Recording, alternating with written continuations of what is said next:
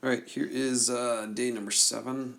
A little bit more with radius and interval of convergence, as well as taking derivatives and integrals of power series. And we'll see one application where we can estimate the value of the natural log of 2 using a power series. So let's look at this little warm-up question we got here. It says, what are the first 3 non-zero terms and the general term?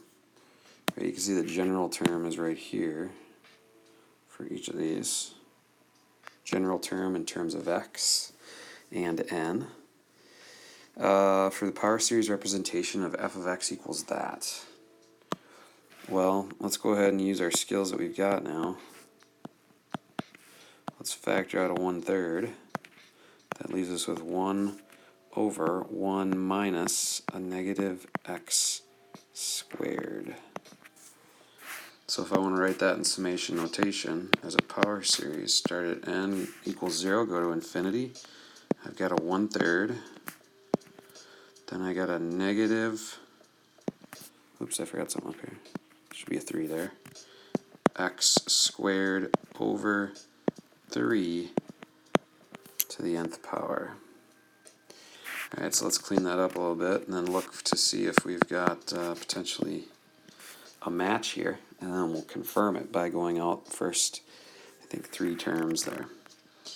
Alright, so that would be 1/3, and then I'm going to take the alternator out. That's a negative 1/3 to the nth power, and x squared to the nth power. Let's clean that up one more time.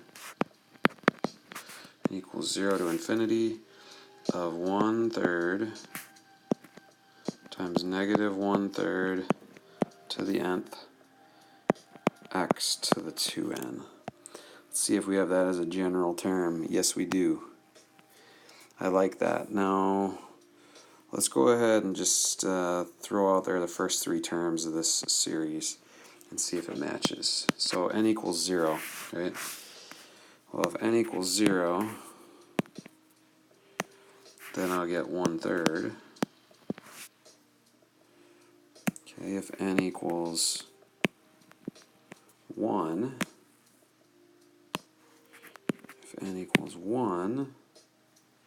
what will I get? I'll get a negative x squared over 9. If n equals 2, see here, squared and squared, then this will be 1/9. So that'll be 27th, right? But this will be positive, so it's an alternating series as we know. And we'll get, what will that be, x to the 4th. Let's see if we get that for that one. Boom, there it is. Multiple choice, cash money. All right, let's jump into this idea of integrating and differentiating power series. All right, so the first thing I want you to do is pause the video, go ahead and find the integral of f of x and the derivative of f of x. All right, so to find the integral, I used u substitution, set u equal to 1 minus x. So du equals negative 1 dx, so negative du equals dx.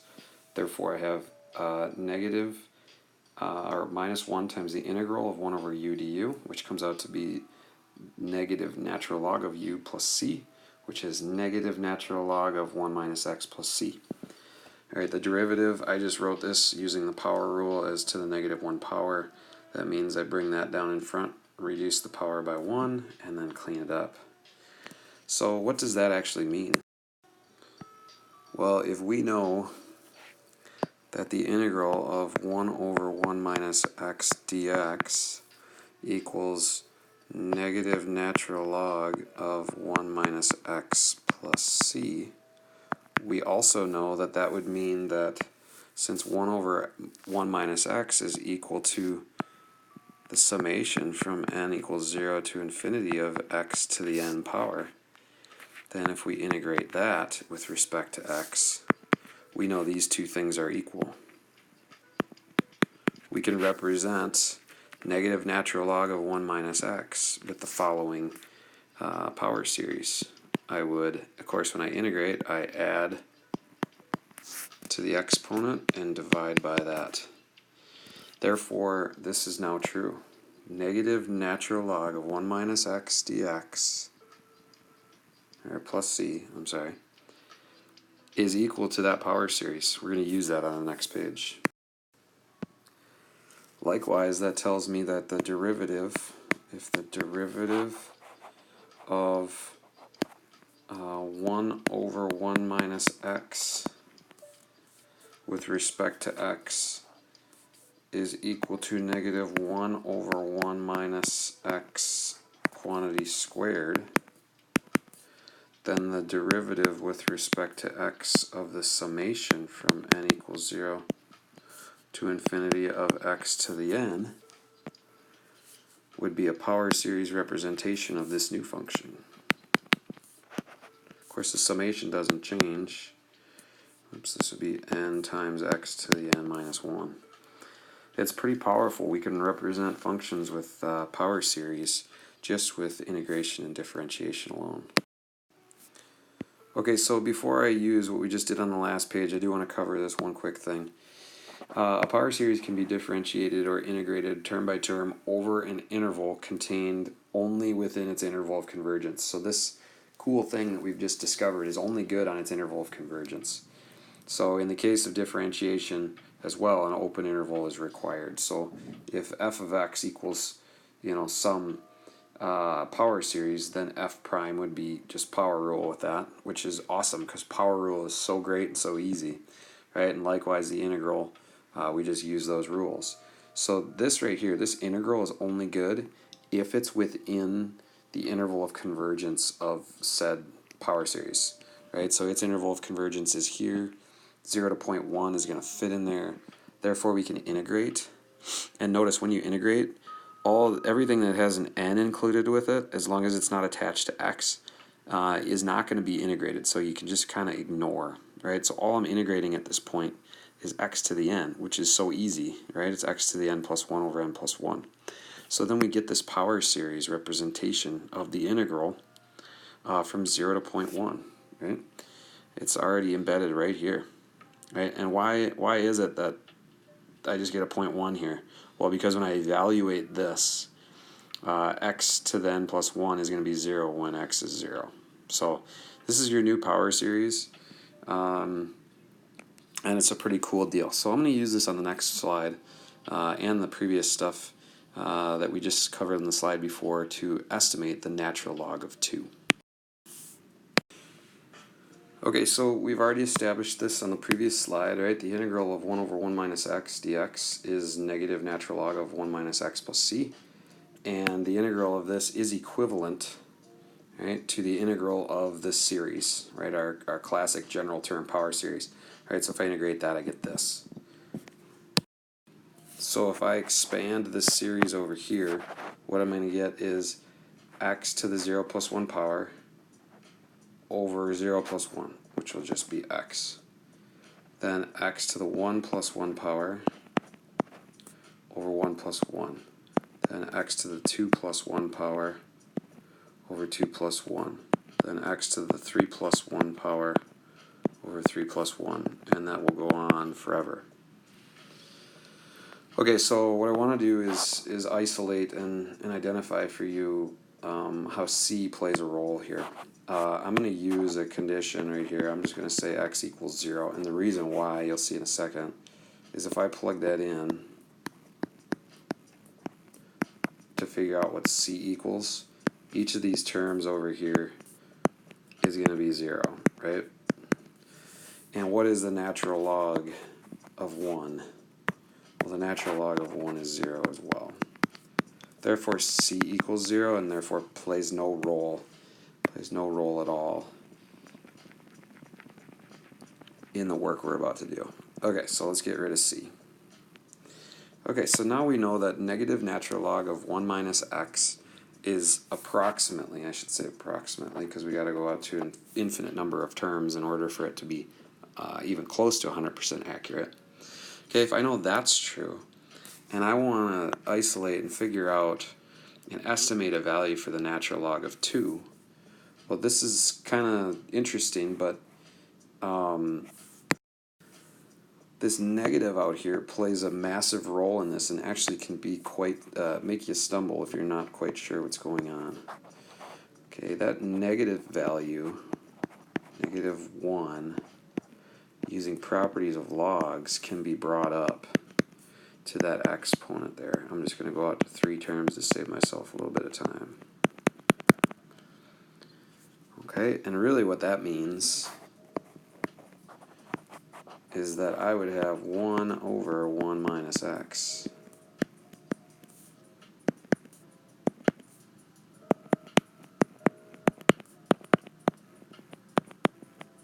Well, what I want to do is I want to estimate the natural log of 2. Well, how could I get this right here to equal 2? Well, I could cross multiply. Okay, then I could distribute. And I could do a little bit of work there. So -2x would equal -1, so x would have to equal 1/2. So in order to evaluate natural log of 2 into the original, I would want x to equal 2. So the natural log of 2, excuse me, I would want x equal 1/2. So in order to evaluate the natural log of 2, x equals 1/2. Notice, I'm going to go ahead and plug 1/2 into each of these values for x. So let's do that. It would be 1/2 plus 1/2 squared over 2 plus 1/2 squared over, let's see here. What is it, 3? Yep, 1/2 cubed over 3. Plus, let's go out 4 terms. Notice as the further we go out, the closer our approximation will be to the actual. And this is what your calculator does. Okay, it uses this idea. This would be 1/4 over 2, which is 1/8. This would be 1/8 over 3, which would be 1/24. This would be 1/16 over 4, which is 1/64. So let's go there and see how close we get to the actual. Okay, so this idea of taking the series for the first 4 terms, which is what I just did, right, of x to the n plus 1 over n plus 1, right, which is going to be approximately the natural log of 2. According to my calculations, taking the sum of these first 4 terms is going to be about 0.682. Now the calculator, if you type in natural log of 2, gives you this value 0.693. So if I change this summation and went out to 8, it'd get a lot closer, or 18, right? Or 118, it'd get really dang close. Okay, so you can use this idea of power series in order to estimate values. However, this is our one requirement, remember, that this is only good for x values that are within our radius or our interval of convergence. They got to be within the interval of convergence. The interval of convergence of our function was -1 to 1, and our x value was 1/2. That's why that worked out for us, okay, because that was in that interval. It's only good within the interval of convergence. Alright, so let's do maybe one of these from our assignment, and then we'll move on to some more homework questions. Alright, so let's look at the first one, arctan of x. I'm going to rewrite this in a form that meets my requirement like this. So let's do that. Alright, let's go. So I would call this the integral of 1 over, let's go 1 minus a negative x squared dx. So everything right here is in the form that I like. Therefore, this would be the integral of the power series from 0 to infinity of, boy, would that be? That'd be negative x squared to the nth power dx. So let's expand that, and then we'll do some work. That'd be the integral of the summation from n equals 0 to infinity of an alternator times x to the 2n. Okay, now if you integrate an alternator, right, you would add to the exponent and divide by n plus 1. but you don't need to actually worry about the alternator. All it's going to do is alter, let's say it started with odd negative terms, right? The negative term, like the first term, third term, and fifth term were all negative. Now it's just going to alternate that to now make the even terms negative and the odd terms positive. So I just leave the alternator as is. And what I would do here as I integrate, all I'm integrating is this piece right here, right, in terms of x. So I would get x to the 2n plus 1 over 2n plus 1, leave the alternator as it was, and take the sum from n equals 0 to infinity. So that right there, that's going to represent what we had originally, arctan of x. So this will be a direct representation. The further you go out, that power series right there will represent arctan of x. Okay, I'd like to try maybe one or two of these. Let's do either A or B. Let's go with B. Okay, so with B, what I'm going to want to do first is take the derivative of this function to get it in a form. I just recognize that the derivative of that is going to come out to be something similar to this, which I can then put in power series form. So the derivative of that would be 1 over what's inside times the derivative of what's inside. And so my derivative here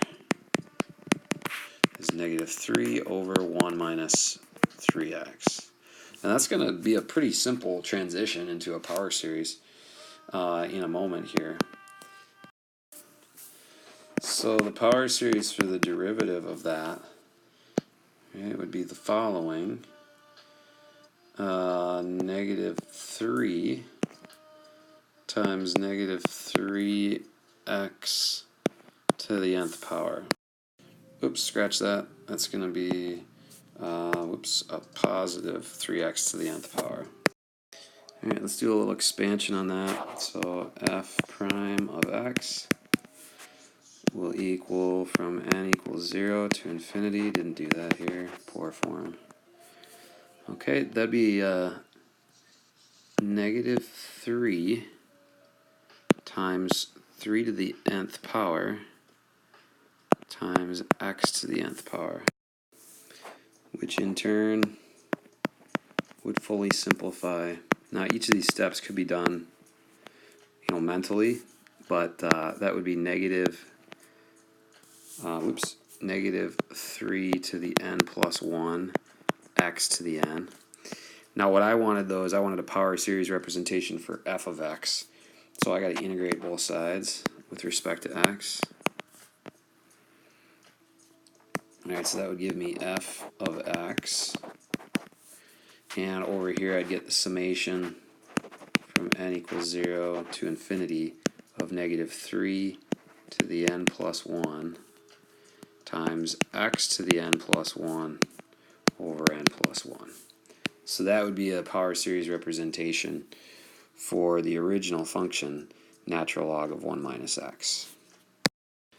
Okay, one thing to keep clear here though is that this negative value is not taken to the n plus 1 power, right? It's kind of, it's probably more suitably placed out there, right? It'd be negative or the opposite of whatever that would end up being. Okay, so it's important though that in this case we would account for that, right? That we wouldn't be taking that to the n plus 1th power. It'd just hang out in the front. Okay, let's take a quick look at part D now. So part D, that looks close to the form that we want, but we don't like this power 2 right here. So let's try to get rid of that power 2 by taking the integral.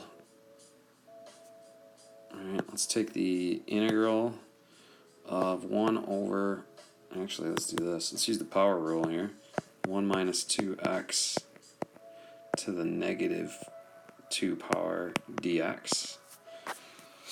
Okay, so this will equal the integral of f of x dx, right? So as I integrate this, I would get negative 1 minus 2x to the -1 power. Actually, scratch that. I'm going to do u sub. It's going to be easier here. Alright, let's take u equal to 1 minus 2x. So du equals -2 dx. So then -1/2 du equals dx. So this would be the integral of u to the -2 times a -1/2 du. Okay, so let's integrate that right quick. That would be u to the -1 over -1 times -1/2 plus c. So u, of course, let's do a little bit of cancellation. These two would cancel. So it'd be, what would that be? 1 over 2 times 1 minus 2x plus c. The plus c won't make any difference. That'll be the integral of f of x dx. This is a nice little setup we got here now. This will be the summation from n equals 0 to infinity of 1/2 -2x to the nth power. That's equal to the integral of f of x dx. I want the power series that represents f of x dx, so I'm going to take the derivative of both sides with respect to x. I might want to expand or simplify the left side real quick here. So let me do so. That would be 1/2. I have an alternator. And then I'd have a 2 to the n, x to the n. So if I took the derivative of that, that would equal f of x. So derivative of said thing, nothing's going to change out here. So I would still have the summation from n equals 0 to infinity of 1/2. Actually, I'm going to clean that up. I'm not going to do it 1/2. I'm going to do -1 to the nth power. 2 to the n will become 2 to the n minus 1, right? 2 to the n times 1/2 would be 2 to the n minus 1. And this would be x to the n minus 1